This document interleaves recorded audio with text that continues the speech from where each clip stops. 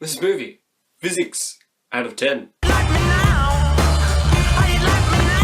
Where are the packages?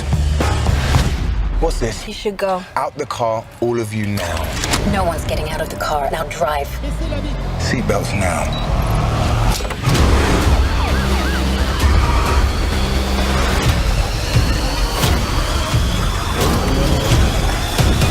Transporter Refueled. So the Transporter Refueled is directed by Camille Delamer and it stars Ed Skrein, Ray Stevenson, and Lauren Chocanol.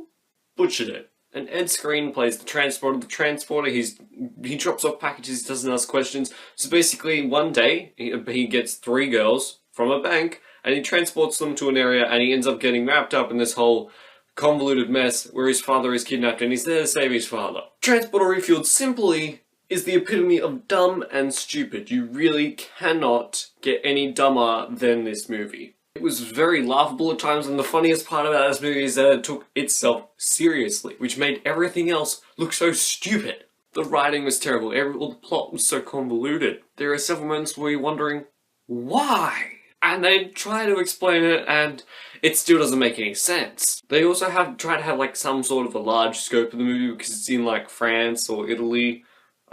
Kind of forgot. And all the characters in the movie are either filler characters or they're plot devices. Those are the only two. You have the transporter, plot devices, and filler characters. Because things need to happen. Ray Stevenson is also probably the worst secondary character or the worst father in movie history. Not only did he get kidnapped once, he got kidnapped twice! In the same movie, by the same people. Twice! Actually, it wasn't the same people, but still!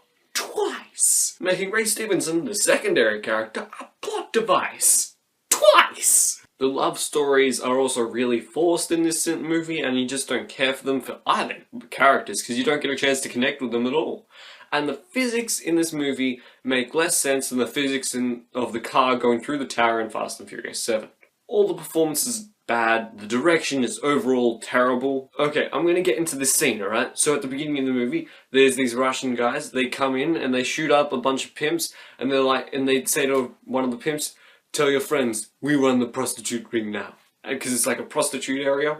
And then it cuts to like 15 minutes later, 10 years later, and you see these guys basically looking the exact same. You see these guys surrounded by naked women, and then all of a sudden it goes, and then they zoom in on one of the face, and then it'll flash back to a guy shooting, and you're like, the only thing that's changed is the haircut. Like, this movie presumes the audience is so dumb that even a 3-year-old would think this movie is just dumb itself. The 3-year-olds are smarter than this movie.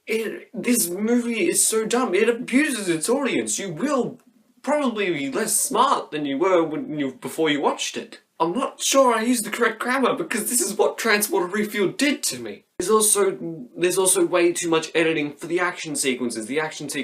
There's one scene in a lunchroom where people are fighting and you think the transporter is on one side of the room and the fire extinguisher is on the other. Next cut, he has the fire extinguisher in his hand as if he's gone from one side of the room back to the other and holding the fire extinguisher. And then there's a room with the drawer fight, which is probably the best part of the movie, and it kind of looked kind of cool, but all the drawers, they just come back and forth, and you would have thought surely one of the drawers would have broken by now, so then the drawer would have fallen on the floor, but it didn't, and it didn't make any sense. This movie sucks. Transporter Refueled gets a 0 out of 10.